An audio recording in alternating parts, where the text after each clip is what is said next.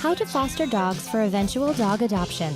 Dogs are often put into foster homes when they have spent several weeks or months in a shelter. Help a dog adjust to domestic life by being a foster dog volunteer. You will need a local shelter, a dog, a temporary home, and a permanent home. Step 1.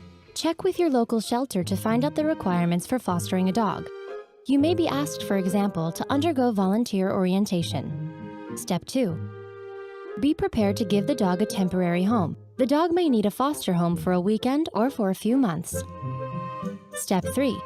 Provide regular day-to-day care for the dog, including grooming, feeding, and exercise. Be prepared to be asked to help with basic training, behavior modification, socialization, and temperament evaluation, and making sure the dog gets medical care. Step 4. Search for a permanent home for the dog. This may involve hanging posters, attending adoption events, putting an ad in the newspaper, posting the dog's picture on websites, and spreading word about the dog to others. It can take months to find the right home. So be patient, and in the meantime, treat the dog like he's a member of your family. Did you know? 25% of dogs that enter local shelters are purebred.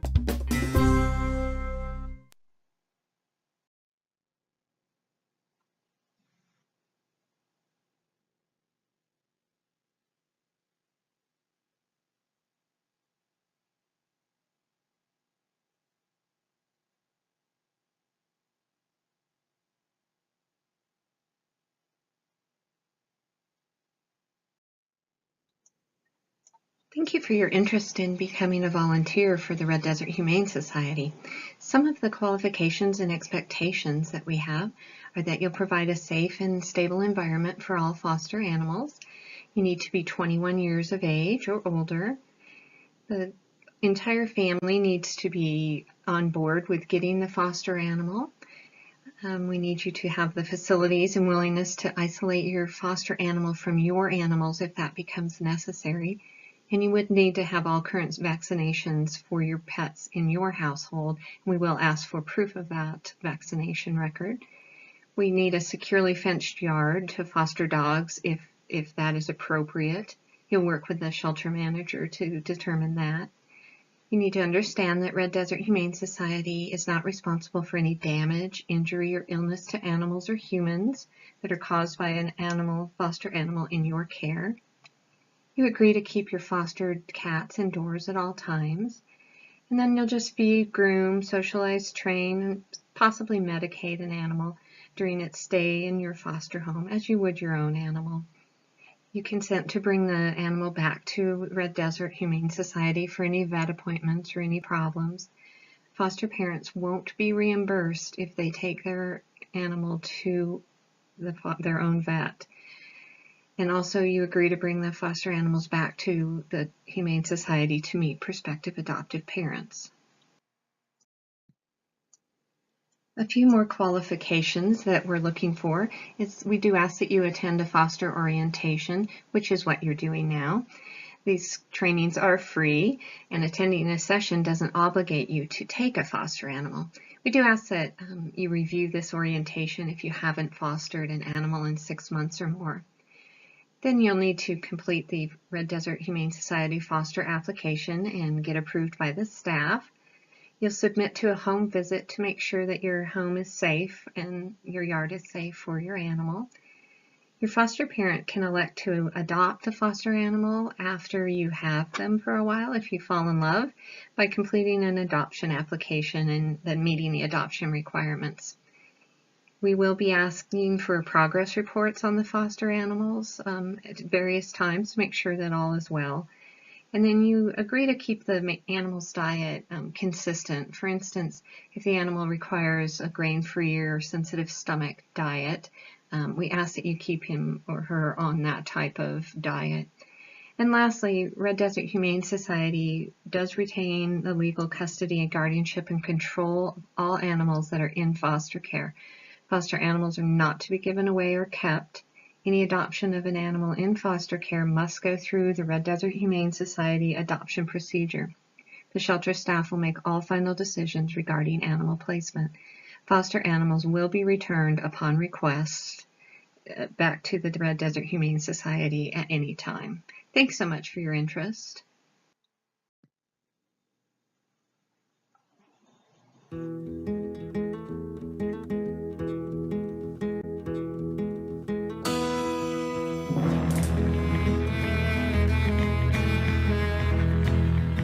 I love my dog as much as I love you. But you may think my dog will always come through. All he asks from me is the food to give him strength. All he ever needs is love, and that he knows he'll get. So I love my dog as much as I love you. But you may think my dog will.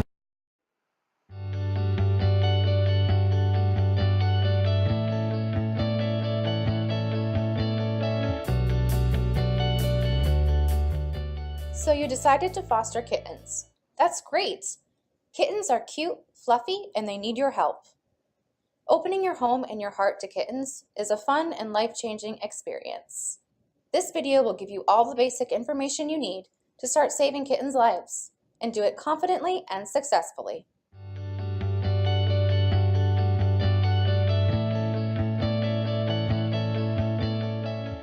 Kittens are tiny and don't require a lot of space. They should be set up in a small area in your home that is cozy and safe from other animals.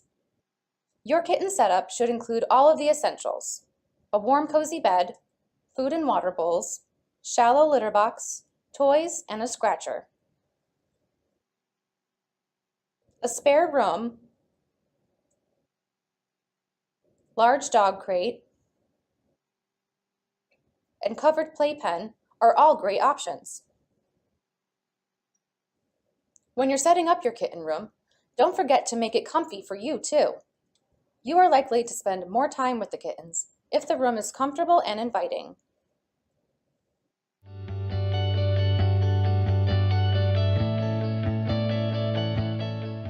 Kittens over 4 weeks old should be offered around 3 tablespoons of canned food 3 to 4 times a day. They should also have access to water and dry food at all times.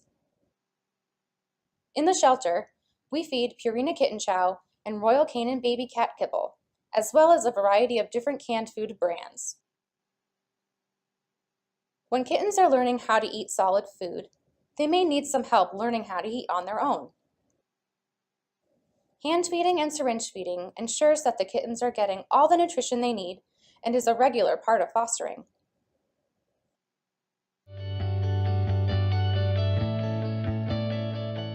As a foster parent, you will be responsible for closely monitoring the kitten's health and development.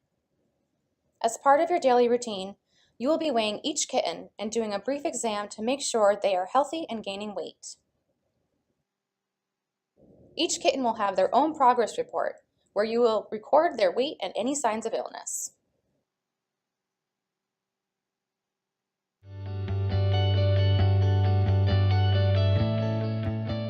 Weight gain in kittens is so important.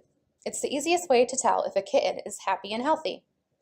Kittens 4 to 12 weeks old should gain at least a ½ ounce per day. Failure to gain weight is often the first sign that something might be wrong. How to weigh a kitten? It's really simple. So this is Clover. She's going to help us show you how to weigh kittens today. So this is your gram scale. It comes with its own little bowl. So once it's on, you're just going to zero that out and take your kitten, put her in, 1 pound 5 ounces. As they get bigger, they may be too large for this little bowl that the scale comes with. So you're going to use a larger Tupperware. It's okay, baby. Place that on top, zero that out. Place kitten in, 1 pound 5 ounces. Good girl. If your kitten is having trouble gaining weight, please contact the vet staff for advice.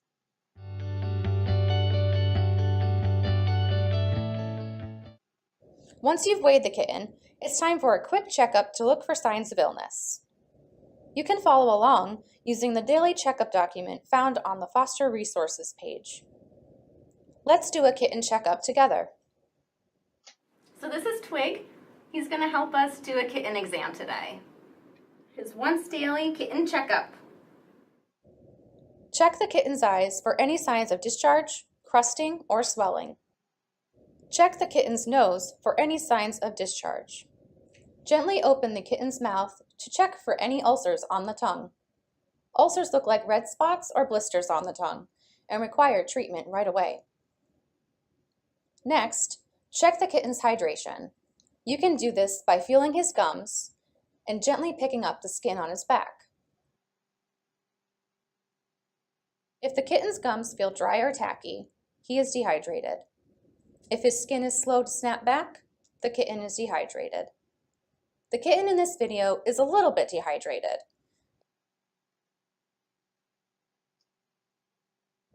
Keeping the kittens clean is also an important part of being a good foster parent, so check them over daily and help them stay clean. More information on cleaning and bathing kittens is available in your foster kitten manual.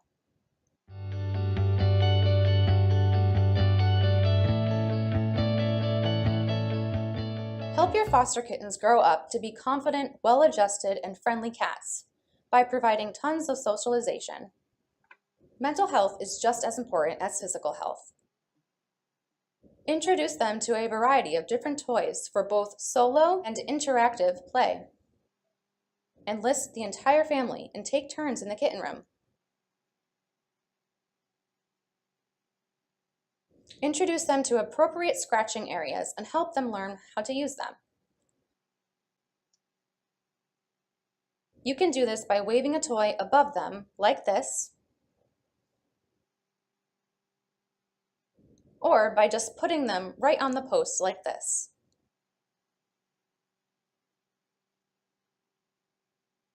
Try to make petting and handling a positive experience. Toothbrushes are great tools that teach kittens to enjoy human interaction. They are also really great for giving tiny head massages.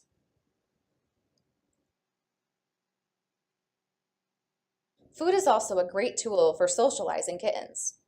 This kitten is getting a really tasty treat while being held, and he couldn't be happier. Sometimes kittens can get a little wild and need your help learning appropriate behavior. Never use your hands as playthings for kittens. A great way to discourage play biting is by redirecting the kitten's focus to appropriate toys. Let's see that again.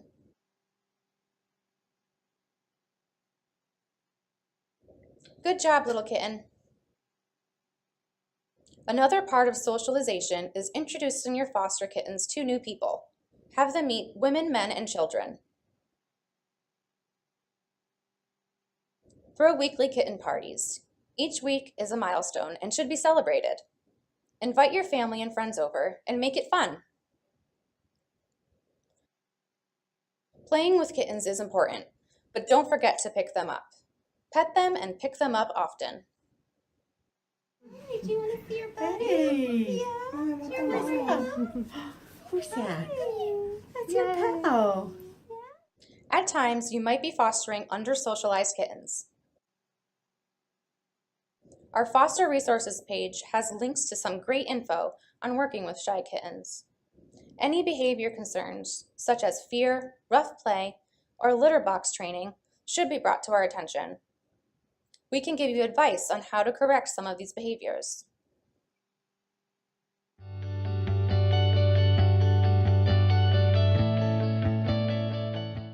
Kittens in foster care will often be on medication. Liquid medication and eye medication are the most common types. At Dakin, we consider giving fluids and syringe feeding a routine part of kitten care. We encourage all of our fosters to learn these skills because many kittens going into foster care will need this type of care at some point. It may sound scary, but it's not. Once you are trained and have done it a few times, it will soon become part of your normal foster routine. We have detailed instructional videos that are easily accessible on the Foster Resources page. We also provide all of the medical supplies and are happy to give in-person demonstrations. Just remember that what you are doing is ultimately saving this kitten's life.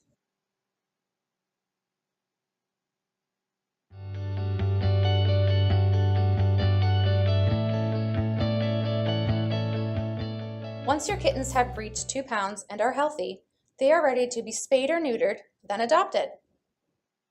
Saying goodbye is hard, but it is the ultimate goal of fostering.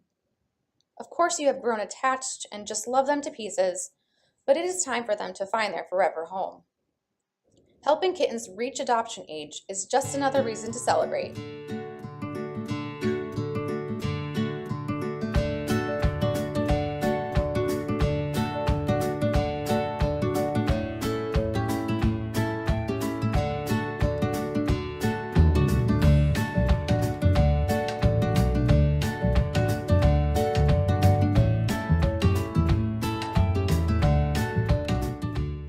Remember that you are awesome.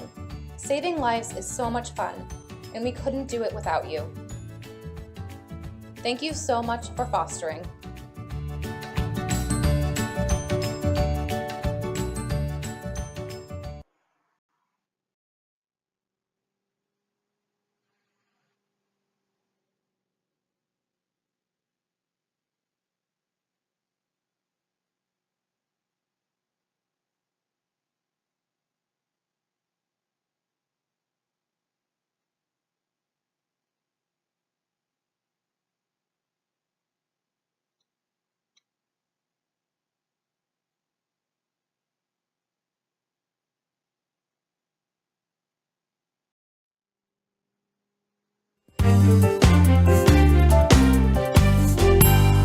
Hi, I'm Justin Scher, dog behavioral therapist and master trainer with Barkbusters Home Dog Training.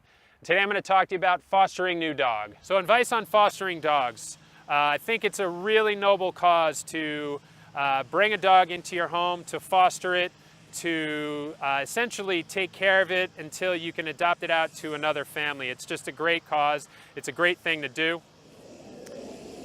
So one thing that you really want to be aware of is what kind of dog you're bringing into your home. If you can find out anything about the dog's history, obviously you'd like to know some of the characteristics of the dog breed, anything that you know of the dog's temperament, so you really know what you're taking into your home. You really want to be patient with this process. It is about love, but it is about establishing some structure. It's about establishing trust. It's bonding with the dog. And ultimately, it's going to boil down to some respect too. So when you do bring the dog home, most importantly, if you have another dog or another animal in the house, you really want to start off that introduction in a neutral territory. And that essentially is by bringing the dog into a neutral spot, whether it be a little bit away from the home, but you want to have it in a somewhat of a controlled environment where the dogs are on a leash. You don't want to create any tension or worry or an intensity. Try to hold the leash very loose. What you're looking for is the dog to be smelling each other. That typically is a sign of interest, and you want to try to keep things calm. If things start to escalate, again, you use that bah to diffuse the situation, to essentially snap the dogs out of it into a more calmer, submissive state. And when they seem to be identifying each other as trustworthy, then you could bring the dog into the house. But you really want to make sure that you have some boundaries established, maybe walk the dog throughout the house on leash, bring it into certain rooms, but then ultimately keep the dog in a confined area until you can get to learn more about the dog, bond more with the dog, and establish trust. Again, I'm Justin Scher, dog behavioral therapist and master trainer with Barkbusters Home Dog Training.